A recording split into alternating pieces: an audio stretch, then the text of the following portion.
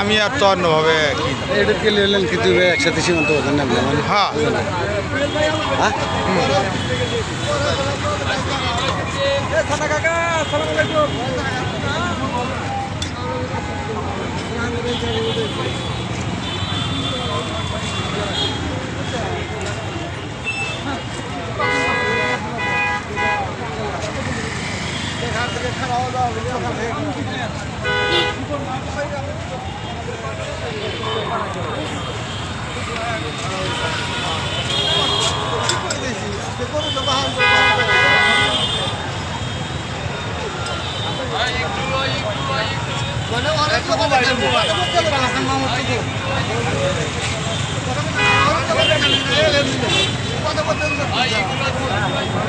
কয়েকটা কথা কান ঢাকা শহর আজকে সিরাজগঞ্জবাসীর দখল।